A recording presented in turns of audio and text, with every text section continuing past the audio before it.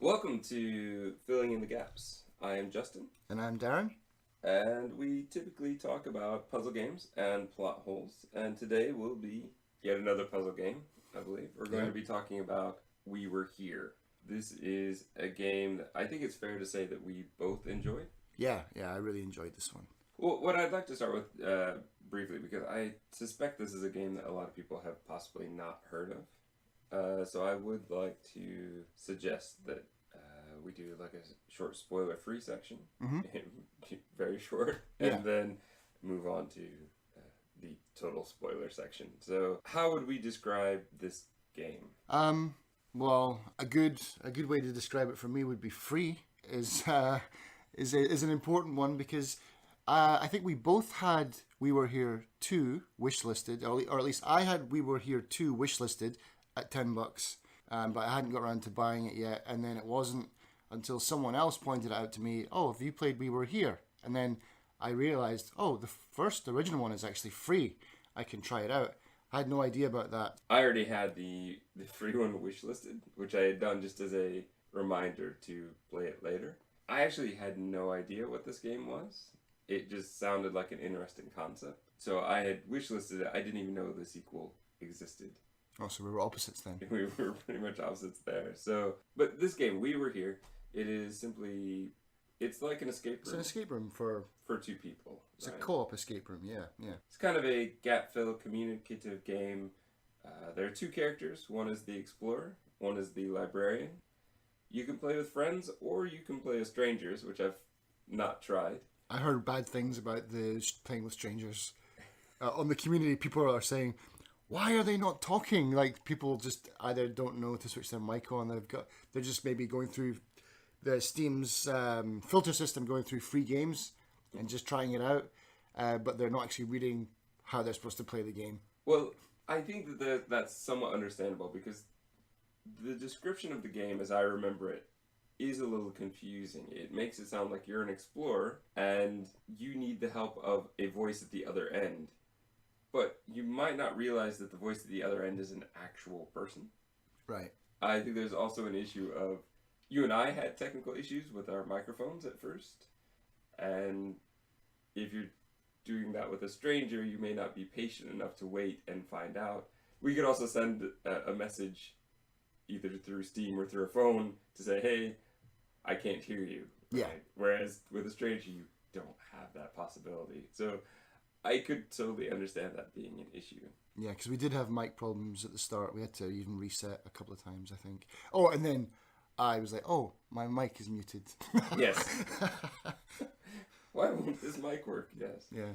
I think it's not really a spoiler. The thing is, when you're in game, you can only talk via walkie-talkie, which means that only one person can talk at a time. So you could have one person talking and possibly holding the button down and going, why is nobody talking on the other end, forgetting the fact that they're already talking. So like once, I think there is probably an issue where a lot of people didn't grow up getting to have a walkie-talkie as a kid.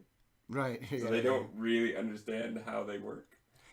And so they possibly think that it's a two-way, whereas it's a one-way mic, which is... And actually, that's probably a lot. That probably does solve a lot of the issues that people have been having with that game. Then, because they're saying, why is no one talking? All of those reasons are probably. I didn't even think about that actually. So, especially because we had to develop a system. Not develop a system. We had to talk like proper walkie-talkie speak. Like every time we were finished, we would go over. You know. Yeah, which I'm terrible about. I'm always forgetting to do that. But yes, and then I would often remember something immediately, and then start talking again, so I'm like, over. Oh, wait, and this, over. I guess we should have done some over and out, perhaps, right? Over and outs, yeah. All right, so the strengths of the game that we can talk about even without spoilers, I put 3, basically. Okay. 1, as you said, it is free. I think that's really tough to beat. I mean, for the quality of the game, it's for a free game. It's awesome. I've paid for games that I was much more disappointed in than this game. Like, I actually enjoyed this game. I would have paid a couple bucks for this game and been quite happy. I think it has interesting puzzles, and I I think it's fun, right? I think we had a lot of fun with it. We played through it 3 times? 4. 4? Well, you 3.5 because you Oh, the final you achievement. left, yeah. Because there's one final achievement that we were both going for, so we played through it again. But you don't have to go all the way through for the achievement. So once we had the achievement, he exited the game and essentially killed my character. Because when one of you leaves, the other guy dies. That's the way it works. Weaknesses of the game. There are some mechanics. Not to go into too much detail, there is an object that you're trying to carry that pretty much anything that you do, if you don't do it perfectly, it will return back to where it began. And that is incredibly irritating. There are some books that you're supposed to look at, and moving them around to look at them can be awkward, I found. Those books, could you get them to rotate, like, so you could read them across? Because I could only ever rotate them on their side. I was reading them sideways as well. Okay. That's part of why I was telling you, hold on, this is going to take a minute. Right. Infrequent checkpoints. That's a problem. And checkpoints that don't seem to make any sense. Like, I mean, it's just like you complete one puzzle, you get a checkpoint, and then you go another 2 puzzles without a checkpoint.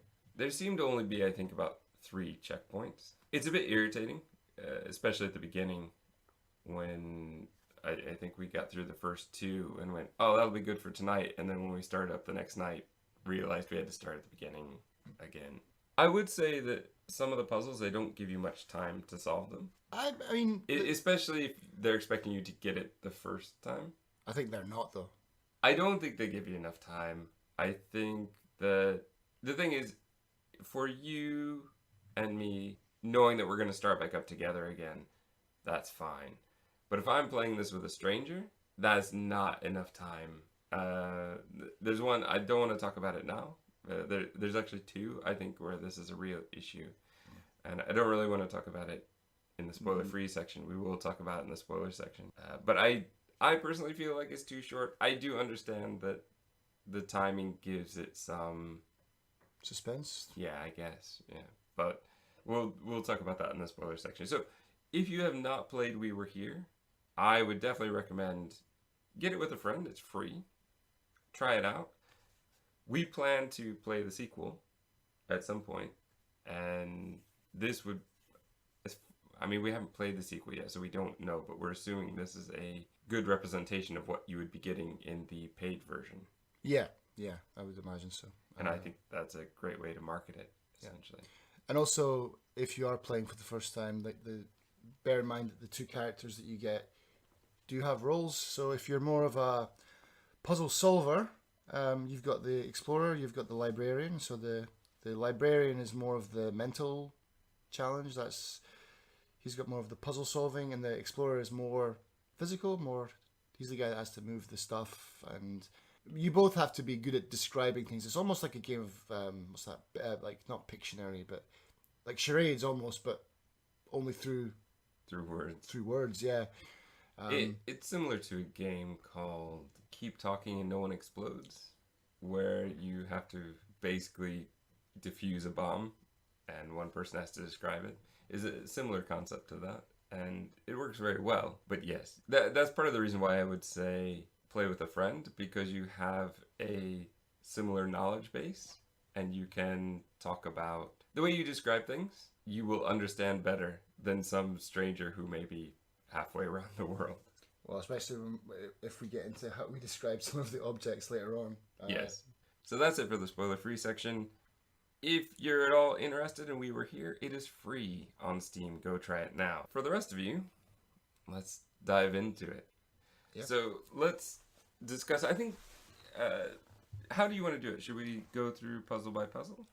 Sure. Yeah, puzzle by puzzle. There's only 7 to talk about, isn't there? So. There's not a whole lot. Yeah. So when you first go into the room, we didn't know what we were doing, so we just joined, and then I was the explorer and you were the librarian. Yeah. And so we made it through... Oh no, we didn't make it through because we had the microphone problems. So we had kind of put together what the first clue was, where it says like the answer lies, and then you have a book that says Between the Eyes, right? And so that gave us the answer to the first, well, pretty much led us in the direction of the first answer. So, but then we restarted, and then suddenly I was in a different room, and so were you, because we now switched roles. So now I was the librarian. Because I didn't even realize that was an option. I didn't even think about it, to be honest. I didn't think they would put us in. Well, I don't know what I thought, because that makes total sense that you would start in two different rooms if you're starting as two different characters. Once we got started, it was pretty straightforward, right? You had the eyes, and you were something. So the part of the frustration of the walkie-talkie thing is there were a number of times where I just want to say, yeah, I know what you're talking about. You don't have to keep explaining, because you were describing kind of every symbol that you had on the wall. I was like, yeah, I was just there. I know what you're looking at. One of the beautiful things about this game is that it changes. So the eyes, the color will change every time you play. So they have a whole chart of what the answer might be. Yeah, so you're not just spamming the same answer over and over again. And that happens for not all puzzles. No, there's some that you thankfully. can you can walk through. I think there's only two. Two that kind of reset. Two that stay the same. The chess. No. Because there's the chess and the play. The chess, the play, and the labyrinth. Oh, of course, the labyrinth. Yeah. But yeah, so the eyes is a pretty simple one, but I think that that's a brilliant way to start off. So because there's no time limit on the eyes. Yeah. So that gives you it gives you ample time to talk about what you can see around the room. What does your room look like? What does your room look like? And then realize a bit of what's going on there, right? And it's an easy puzzle, but that's also a good way to start you off, right? Because again, you may be communicating with a total stranger. This is a good way to start off. And so you solve the eye puzzle. You've looked at the chart. The explorers push the two buttons they need to. And then a door opens, which is fantastic. Yeah. Right? Because not just for you, but also in the librarian's room. So for both of you, a door has opened. And so you both get to kind of explore a little bit. And then you're greeted as a librarian with a lot of portraits that are similar, which is very cunning, I think, because if there were just portraits of regular animals, right, like an elephant, a duck, that would have taken very little time. It wouldn't have been an issue. But because they made them kind of crazy, right? Here's a stork with a human skull, right? Or a stork with a regular head, or a stork with another bird's head on its back.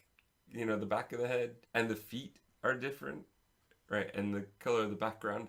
It gives you many things to describe, but it also means that you actually have to be paying attention. You can't just guess your way through it.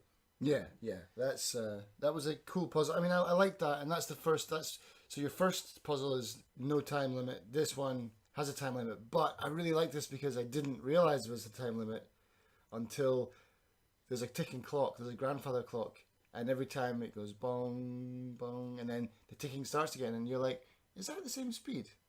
I think it is. Maybe it's just me.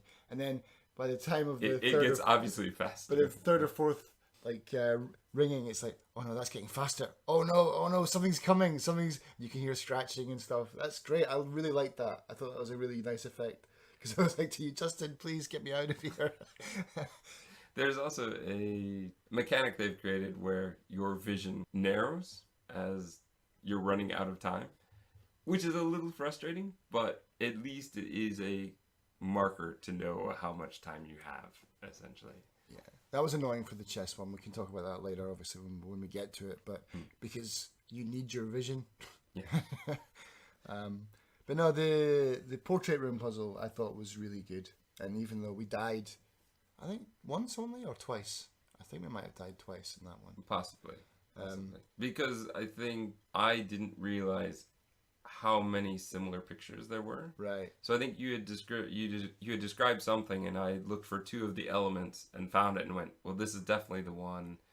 But perhaps the feet were different or something small was different that I didn't know. Yeah. So that's why from then on we became even more, probably too specific about what it was. Yeah. But also we had a bit of an issue with some of the symbols. The symbols as well, because the symbols are really, some of them look like animals, like cats or turtles or whatever, but some of them are quite abstract, and that's really hard to describe. That was the issue too, because we had an issue with, I said, oh, it looks like a cat, and there's 2 or 3 symbols that could look like a cat, and so by the end we were saying, like, is it a fat cat or a skinny cat, because that was a real indicator of which, or there was one that was like a cat head that was just kind of, but you may not even understand that because they may have seen it as something else, because what I saw as a skinny cat, you said looks kind of like a flower the first time. So it really depends on the way you interpret things. Though the one that looks like a turtle is definitely a turtle. Definitely a turtle. But that's the thing as well. It's like, so you die, and then you develop a. I mean, even if that would be quite hard to do with a stranger, to know how they think or see things, or even afterwards to talk about it and say, like, was the cat this one? And like, no, that's not the cat. I was talking about that other one. Ah, okay. And then you develop a, what's the word? Kind of a common understanding, vernacular of some kind. Yeah, it's a penis with a Tetris piece on it. That is very much what it looks like. I was going to say like a grain silo, but then I was like, I don't know if you would know what I'm referring to. So that. Yeah, I would have just. I mean, a bullet, I guess, would be a bullet with a. I guess it would be an awfully fat bullet, but I guess it could be. Yeah. A lot of the symbols did not get used. We got the same pictures quite a lot.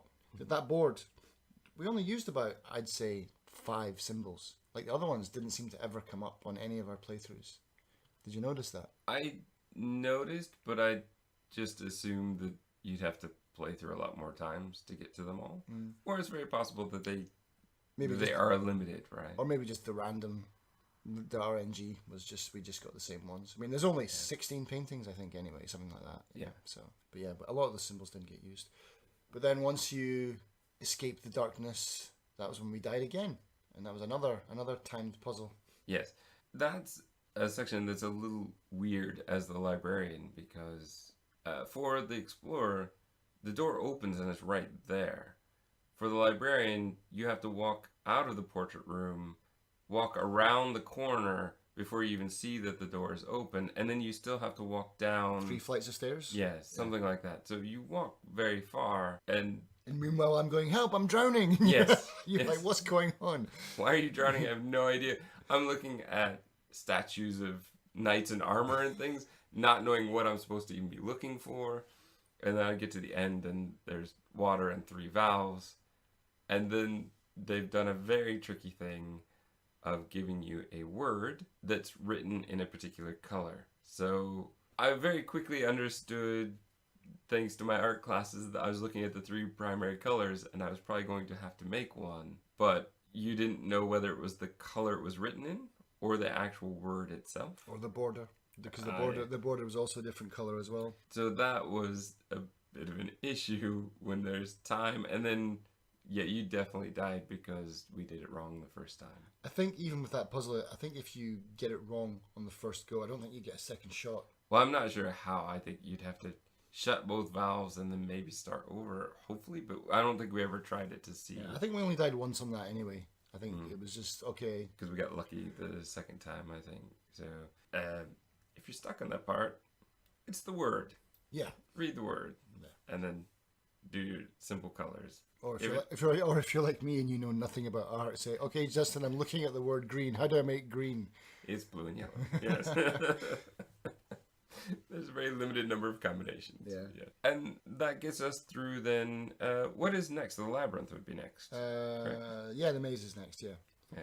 So the maze was fun. The maze took us the longest, I think. It took us the longest, I think, because it was...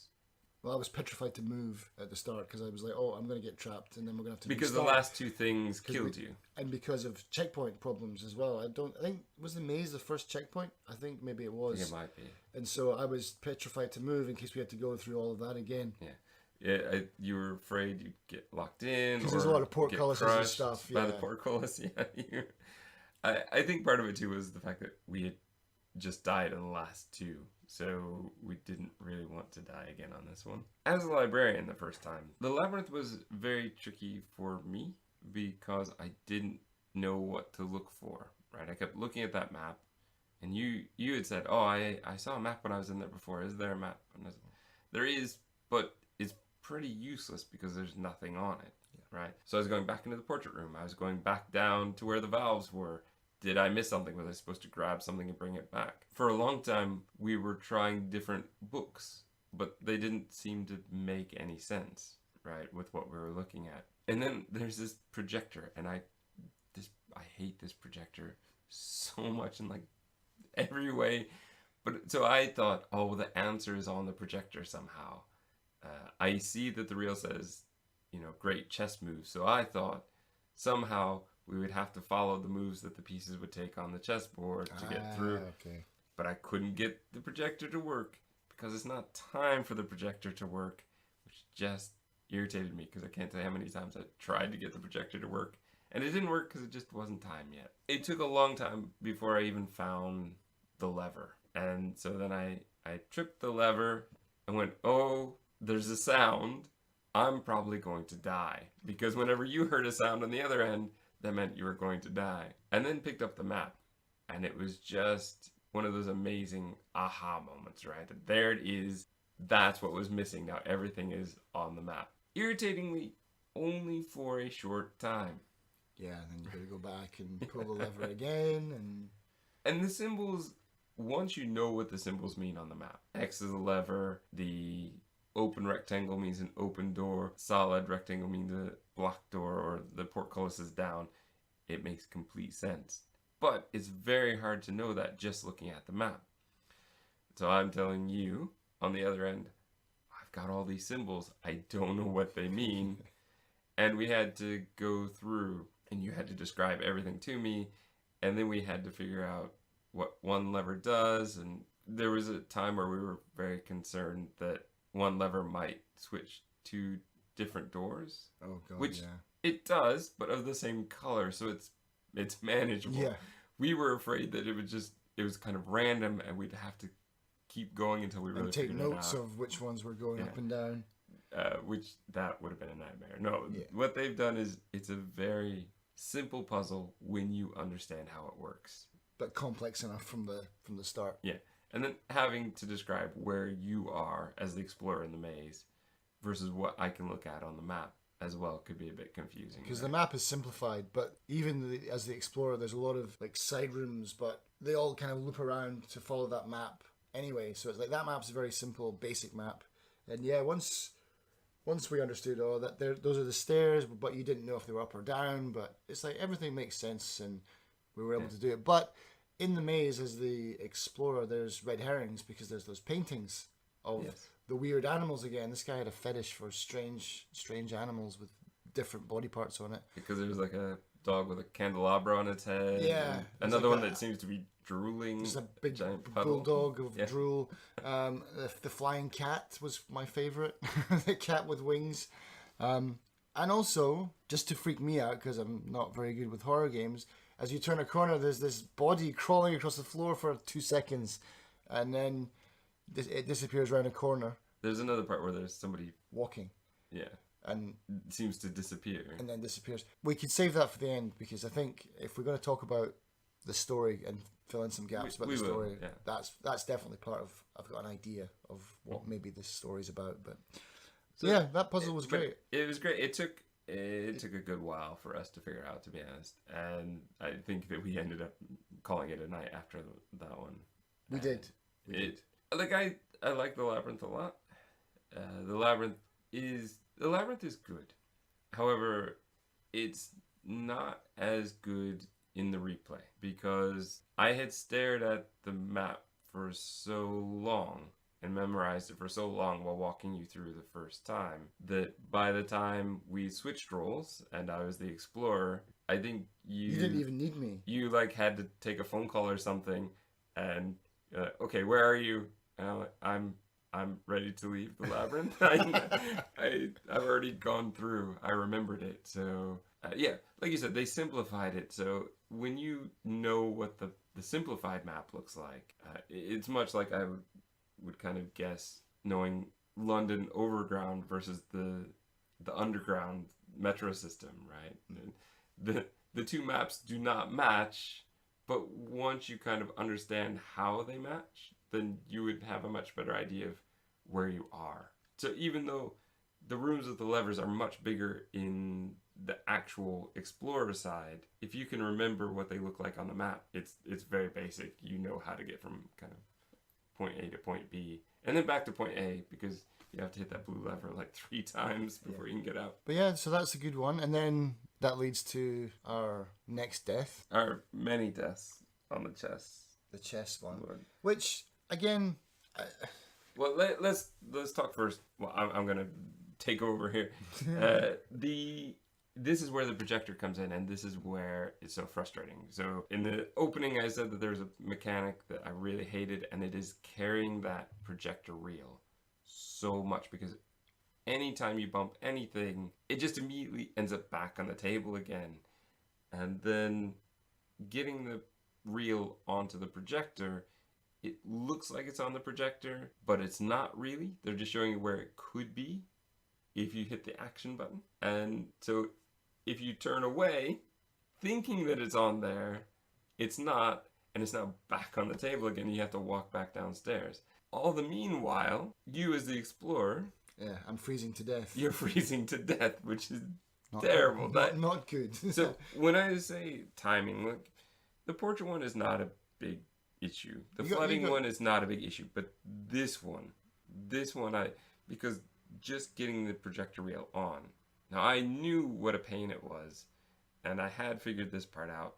So I think by the second time you were going through the labyrinth, when we came back and we were doing this again, I already had the projector reel on and ready to go so that we could kind of get through this part. The one nice thing is they don't make you walk into the labyrinth right away. So if you and your partner know about this, the explorer can wait until you have the projector set up and ready to go, so that they don't have to die while you're still trying to get the reel fumbling on around, there. yeah. But the projector, it gets a bit worse because you also have to rewind the film every time. And I think you even have to rewind it the very first time, Right. which I would never think that I would have to do. But then it still wasn't working, which is frustrating me. But that's when you figured out you had to do something. So what did you have to do? Yeah, so I had to... Well, you go in, it's like a giant chessboard, and then you wander around the chessboard thinking, oh, I can't really do anything, and then you realize there's a generator in one of the corners, and so you have to do like a... I don't know what you would call that, like a mini game of like stop the dial in the green zone of the thing, like the Dead by Daylight generator fixing part. And then you do that, but then you also got to go around the other side and push out or pull a lever or something like that to crank the generator once you've got the green lights on and stuff. But yeah, once that's on, then you can play the generator. I could play it. But then I watch a film of chess moves as they happen one by one. Quite quickly as well, I noticed when I was a librarian. Yes. Quite quickly, until you need it to move faster, and then it feels very, very slow. As you're telling me, I can barely see, I'm about to die. Yeah, what's the last move? Just give me a minute to rewind it and watch it all again. Yes. Yes. So there's not many moves, and I do appreciate that it is a short game. But there was an issue as well where I was, I think, misinterpreting the symbols. So what I thought was the queen and king, I had them reversed. Yeah. So that caused us some confusion. I had grid markers on mine of letters and numbers, which you didn't have. And you said something about moving the piece, right? If you move the wrong piece. Oh yeah, you can move any 2 pieces, but when you move the 3rd piece, if it's wrong, then everything resets.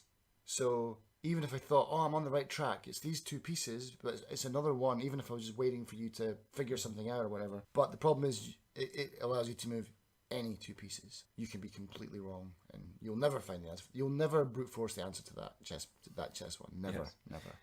I think it would be great if you were with 2 people, if both of you knew how to do the fancy chess terms for where each square is on the board, but I don't know those. I don't know. It's like king's knight to Bishop won. I've Yeah. got no idea what they're talking about.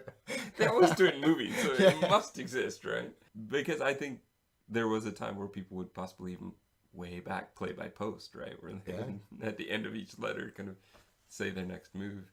Because they would have those in the newspaper. They'd have those chess crossword puzzles. That doesn't make sense. Those chess puzzles is like, what should the next move be, or something like that. Yeah. Or how do you win from here in 3 moves? But yeah, no, it was good. Once basically, because you were like the queen's pawn, like the one in front of the queen. Move that 2 spaces, and because you're allowed to move the wrong pieces, it's like I thought we were getting somewhere. It's like, no, but that third one isn't moving, Justin. And then it's like, oh, it's the king. Ah, whoops. Yeah. Okay. But now you know. The queen always goes in her own square. Well, which I would have known had I really been paying attention at the end. I was only looking at the first 2 moves to try and get us started. It's very obvious by the end when the queen moves clear across the board, which is which. Yeah. But I I was not looking far enough ahead. I was really worried about trying to describe to you, how do I describe to you what I'm seeing? And so it's a very frustrating puzzle, but it's a very good one. I just think it needs to be a bit longer. The time. You mean the from freezing to death? Yes, because freezing to death is awfully short. I mean, it wouldn't be so bad if it was. It wouldn't be so bad if your vision wasn't, because it's a vision-based puzzle. You need to see the pieces, and when you're looking at your screen through, I mean, and my monitor is really small, so when you're looking at it like the size of a quarter, trying to like which one is this piece, it's hard. It's a tough one, but we got there in the end, and yeah, a little bit frustrating. Not my favorite puzzle of the game, but not a bad one. But like the Labyrinth, an easy one to do once you've figured it out. Yeah, in a replay. I think when we replayed it, I didn't need you for that one. Like I'd memorized, like you'd memorized the maze. Then we get to a floor of spikes where we have to look at a book, and then the librarian has to go through the 6 books spread out around the room and figure out which book matches the symbols that the explorer has. Not an overly difficult puzzle, but no, because we knew the symbols from before, so we already had our code. Yeah, a lot of the same symbols, so that helped. However, going around the room, because many of them start off with the same symbol, so then you have to go into like the second or third symbol before you realize, do I have the right book or not the right book? The great thing about this one is you could die and it didn't restart the game. And personally, I would just prefer it if every time we died, we just started over in the same spot, because that would have saved us time. But I'm just imagining the number of times we would have had to go through it had we. I assume that they probably play tested that and found that too many people were dying. I think maybe if you step on a square, maybe a little bit to the off center or something like that. I found it very tricky when I was the explorer to know exactly which square I was on, and a couple of times I stepped off the wrong way. The one thing about this puzzle was there were only about, like I said, 6 books, so there are only about 6 different combinations, right? So what you did, and then what I started to do after that as well, is you memorized one, and then you just kept dying until you got to the same solution again, so that you could keep trying the same solution. Because I think that would have been very frustrating to keep trying different ones and still like have just stepped over and died and then try to do a new one. But it kind of took the semi-realism out of it by doing that. Yeah, kind of remove kind of the urgency of the game a little bit by that. Because that was it. It was just like, okay, I want this book again. I'm just going to keep dying until I get that book again. Oh, here it is. I know this way. Through navigate the minefield. But this is where we were talking about as the librarian, the books. I think I did once get a book properly arranged so that I could read the words. What, like up and down, portrait style? Yeah, but only once. I think it was just such a hassle. There are just so many simpler ways they could have done that to make it just flip over and not be sideways. They could have just made the words be portrait on the book, so you could just turn the book around. So that was unnecessarily frustrating. It was just a mechanic. When a game frustrates me because of a mechanic, like that is much more frustrating than, oh, well, it's because it's challenging, right? But the challenge should not be in the mechanic per se, right? But yeah, so we got through that, and then that leads us to the last one, correct? Yep. Which is the theater, which is amazing because when you walk through, we know we're in a theater, but we're on opposite sides of the theater. Yeah. So as the explorer, you are backstage operating the props. Yeah. Yeah, and you see a rack of clothes. Yeah, you got the costumes and the set pieces and the levers to drop those set pieces or slide them out onto the stage, and you've got the audience pews and the stage and an gramophone. old gramophone, old record player, right? So you and a friend to. well, not yet, because once you hit the record player, that's when your friend appears, and so for the first time, the librarian is actually in danger. Oh yeah, I never thought about that. That's the first time you're actually the one that gets to die Yes. at that time. Believe me, because I was the first librarian I was well aware that something was very wrong. So yeah, you're looking at the back of the kind of cutouts that will come onto the stage, and I can only see I can see both the front and back once they're out, but I couldn't see them until they came out. And we both have a trapdoor, so we know kind of what's going on. I play the record, but only I can hear it, so I have to tell you what we're hearing. And then, kind of at first, I would say a frustrating mechanic of having no idea what goes with what. They did do a good job of the top row has kind of one broken lever, so you know that the 2 must go to the 2 I believe are on the right, and the bottom go to the 3 on the left. But what goes with what, when I was the explorer, I had to write them down because again, there's a limited time. So if I do the wrong one, there's not enough time really to fix it if you don't know what you're doing. Yeah, we did die a few times on that, and again, good puzzles because frustrating at first, but totally solvable. Like once you get the hang of it, once you've understood what's going on, it's like, oh yeah, I know what's happening. And they even made it easier because so basically, imagine you've got a stage, and then you can slide things out onto the stage, and then Justin's on the other side saying, okay, I think this should go here, and then move out the other pieces, and I think that's probably where that should go, and that's probably where that should go. But what I realized towards the end is you just keep winding that thing all the way to the end, so you don't have to judge. You just keep winding it. But we thought we you had did, to. yeah. But it's actually a lot simpler than what we were making it more difficult. Though I will say, when I was the explorer, you were often telling me something needed to be one more further out. But the thing was, I think because I was hitting multiple levers at the same time, that it would stop one moving, even though I had turned it as far as it would go. I think you were mentioning there was a delay as well. Yes. As a librarian, sometimes I noticed the arch would be moving and then would stop, and then all of a sudden it would jump into place. Oh, right, okay. So I'm not sure what was going on there. But I like the puzzle. Yeah. It gives a little bit of story, though. This is one where the story is a bit weird. It's essentially there's a happy kingdom, and then the king went crazy and killed everybody. The end. That's it. Oh, okay. So I don't know if that.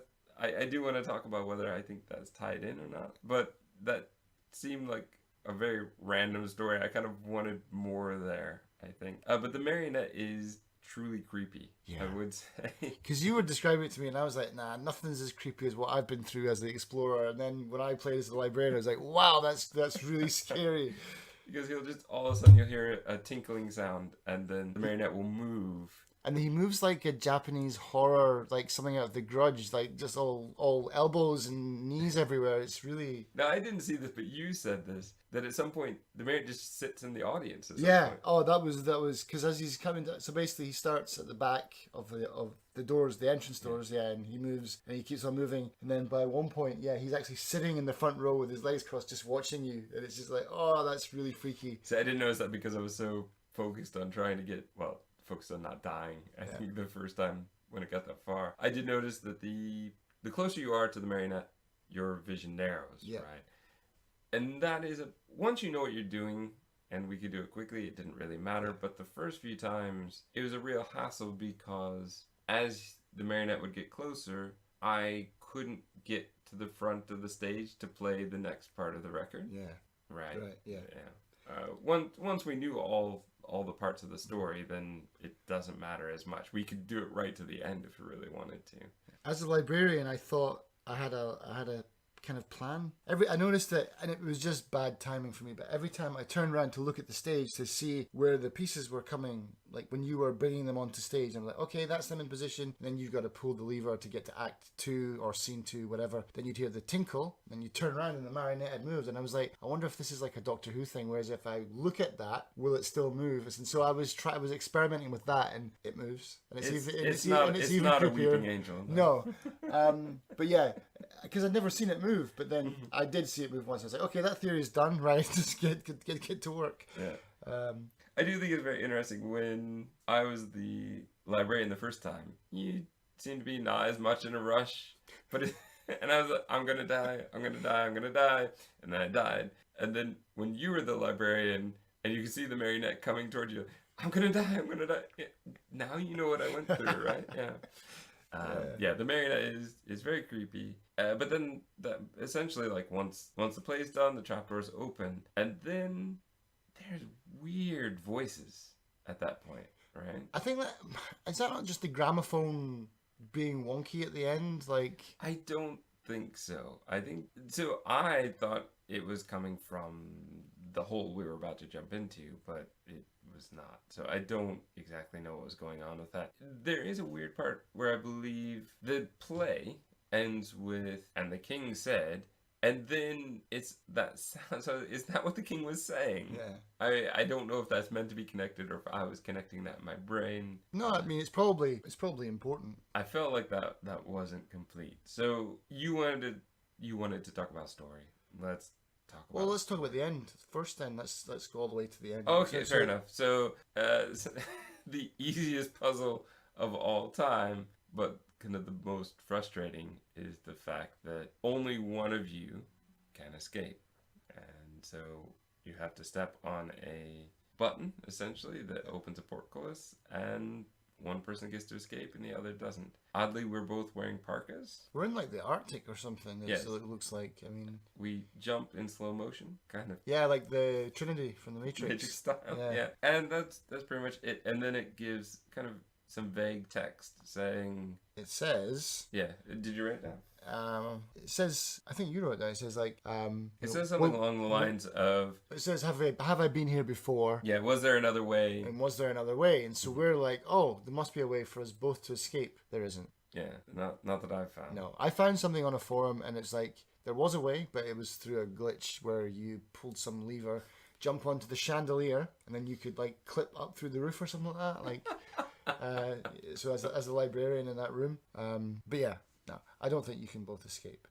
But have we been here before? Yes, I think so. So you're thinking this is the type of thing where the person crawling and the person walking we're seeing glimpses of our past selves. And I've even got a suspicion that one of us doesn't even exist on the walkie-talkie. Right. I think it might just be all in your head, all in your imagination. You could be the Mad King. You know, did you notice that you can interact with the painting on the walls in the stairs as the librarian? Do you remember there's a big painting as you're going upstairs? If you kind of aim at that and look at it, well, I don't know for a controller, but if you press E, you get that full screen on your thing. Okay, no, I didn't notice that. Stuff like that really interests me because it's there for a reason. Like, why am I allowed to look at this? Okay, because it's a nice bit of art and maybe they wanted to show it off, but why can I also extinguish torches? We never solved that puzzle. I'm sure that's a puzzle because some torches you can extinguish and then reignite, some of them you can't. That bugs me because I think that it's there for a reason, and if I find out that it's not, then it's just like, well, you're just putting that there to mess with me. But you know, the painting is there. You're in a parka, you can't see your own face. I've got a feeling that you have trapped yourself in your own house and maybe even your own mind. Like, this could all be just in your head. You're this Mad King. Maybe because in the beginning you're trekking to this place. It looks a lot to me like the hotel from The Shining. Okay. The Overlook, right? Yeah. So maybe I'm not saying you've been snowed in and you've gone mad because of ghosts or anything like that, but I'm saying maybe you've lived here, maybe you're isolated, you are this Mad King. This could all be in your head and you're just wandering around your hallways acting out some kind of weird fantasy. All right. I think that could work. I kind of think you might be giving them a bit more than they've given. I think you're filling in the gaps for them. I don't think as there's always. that much. Yeah. I think the possibility that we've somehow are in some sort of limbo and have done this multiple times works. I mean, it kind of even works as a mechanic, considering that we had to go through multiple times and died. I don't know if there's that much there. I think this is one of those times where they've left it open and you can interpret it how you want. So now you've given this whole complex thing. I don't know that it's there. And I don't know that we have proof of it being there. I don't think that we'll really know until we've played the second one. Yeah, maybe. I mean, I've got no idea if the second one even follows on. I don't know if it does or We have not. no idea. It could be a totally different thing. Universe for all we know. Yeah. But I think this might be a time where they've not given us much, and you've created this elaborate story in your head. I'm gonna say it's not really there, and it seems disjointed. But if we find out at some point that there is a proper story, then that could make a difference, right? Yeah, I mean that's pretty much it. I mean, there's really not much for story, but it is a very fun game.